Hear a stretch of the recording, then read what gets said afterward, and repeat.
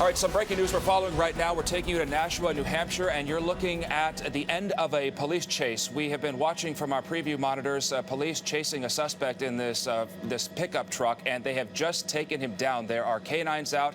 Officers had their guns drawn. The person got out of the car. Unsure right now if this is a man or a woman, why this person was on the run in the first place, but we've been watching this chase going on for at least the last couple of minutes.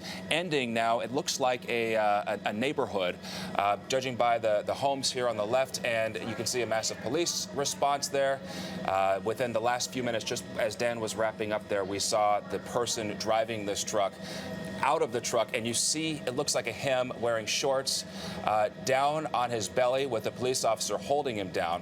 We're working to find out who this person is, why he was running from police. We also noticed that this pickup truck had some serious damage on the right side of the bed, and it looks like on the back side, the left wheel there is gone. So did they put down spike strips? We're trying to figure that out, but nonetheless, Jadian, we're happy to see that this is an ending here, and now we just have to figure out who this is. Is this video from earlier? So this is video from earlier. The producer just talking with us, and so this is when he pulled over. This is at the very end of the police chase. Police are right on his heels. He gets out of the vehicle, and then right there, you see all the police officers. They have their guns drawn. Multiple police officers, not sure what's going to happen when they approach him. Again, video from just moments ago, really.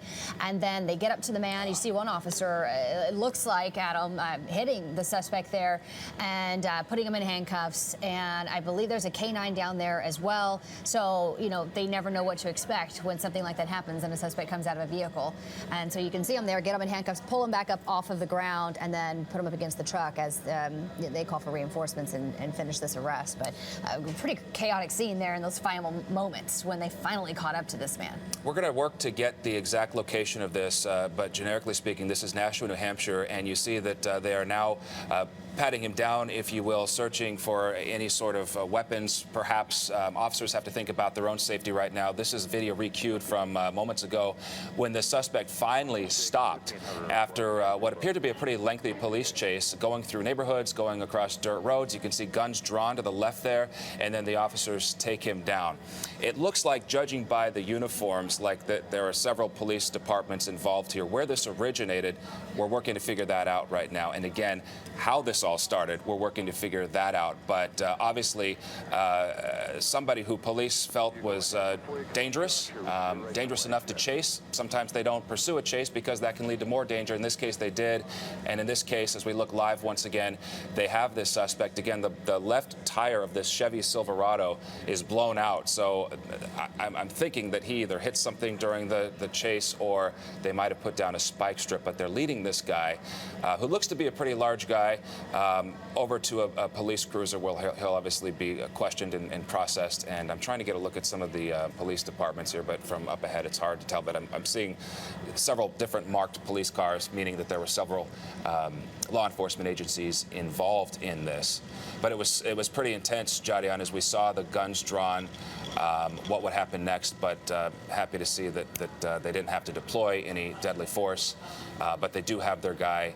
And his next stop, obviously booking, and then that's when we'll hopefully get more information about why police were after him in the first place. Yeah, that's right. And obviously, it looks like he's alone in all of this, but no sense of why he was running from police in the first place. We're going to bring in Ryan Schulteis, who's been following this for us in the newsroom as well, to bring us more information. Yeah, Ryan. we know that this did start in Massachusetts, as far as we know, and then went up to New Hampshire here, and that's when the New Hampshire State Police took over this chase. And as you talked about there, the back two tires gone. They only had two front tires here, and this is video again from moments ago when that suspect did surrender, came out of the front part of his truck right there, and then the officers there from all different agencies swarm him to take him down to make sure he does not go anywhere. Some officers there, looks like they're throwing some punches there at him just to make sure that he is down and stays down at this point as they swarm around him. So once again, this started in Massachusetts. It did reach some high speeds, but then as they got into New Hampshire, into Nashua here, this is Hutchinson Street, we're told, it did slow down a little bit. They are going through some quieter neighborhoods, and this finally came to a dead end here. And then the officers were trying the entire time here to get on the side of him. Then we saw a New Hampshire State Police officer come on the left side of him, and then eventually he did stop on this backed wooded area there with some neighborhoods, it looks like right now, and he's being placed in this state police vehicle to be taken away in cuffs, as you can see here, as they go through exactly why. Now, we're still trying to figure out exactly why he took off.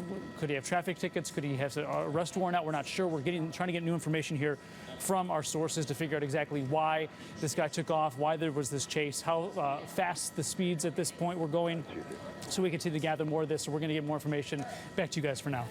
You know, what's striking, and I'm just thinking out loud here, and people at home might be thinking the same thing, police chases in this part of the world are pretty rare, and just in the last couple of weeks, we've had several. This being the latest one. Obviously, this is video of the chase as it was happening. Sky 7 was overhead. You can see at one point that there's the police car. Sometimes what police do to try to stop a suspect on the run, it's called the police intervention technique, where they tap the back of the truck or car with the front of theirs, and that's why police cars have the heavy hardware on the front, and that causes, just by the physics of it, that causes the car to spin out.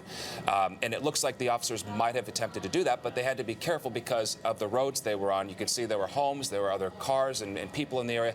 They didn't want to have that truck spin out and then go into somebody's home or hurt somebody else. And then this is the moment when the driver finally stopped.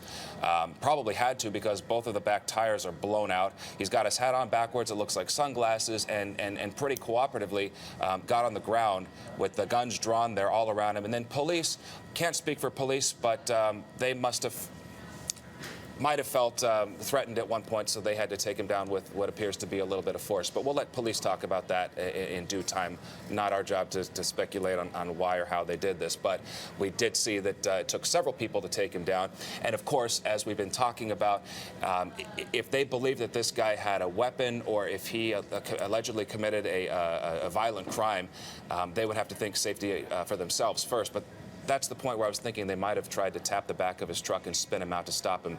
Not the case. And it looks like at this point, Jadian and Ryan, that the driver of this pickup truck was going fairly quickly, but then when he went into that residential area off this main street or roadway, he slowed down and then for whatever reason decided to get out of the truck and surrender. Yeah, that's right. And you have to be, like you mentioned, Adam, so careful in situations like this because of the other people who are around, whether you're on the highway and there's high speeds, or you're in a residential area where there may be people out, or then of course these other vehicles on the roads. And so we're watching this video from earlier of when that chase was happening, that police cruiser, like you were mentioning, trying to sort of get them off the road or do whatever they could to disable the vehicle.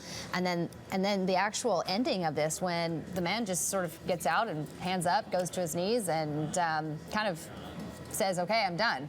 So again, the motive here, unknown. We're still trying to get to the bottom of why this actually started. But it did start in Massachusetts. Okay. And then it crossed over into New Hampshire, and I believe this is New Hampshire. I believe that is New Hampshire That looks State like Police. a New Hampshire State Police cruiser, and so there are a lot of dots to connect here. And this is again video that we have in here. The moment that this guy got out of the truck and decided to stop the chase, a chase that went on, I believe, for 10 minutes or more before they were finally able to get him to stop there. The dots that we need to connect are where it started, how it started, who he is, what he allegedly did. That's information that police have right now, but certainly it was enough to warrant this kind of response from police, and of course, the way that they had to ultimately get him into custody. The last live picture we saw was the man being put into the back of a Ford Explorer police cruiser where he would be taken to a nearby barrack or police station to be booked and processed. Ryan, you're still at our breaking news desk, I believe. Actually, I'm just told right now we're going to take a short break. We're going to work hard to get this all sorted out for you. We've got a lot of people working to get information, and there's a lot more news to get to as well. That's right. So let's take that break, and then we'll be right back. Stay with us.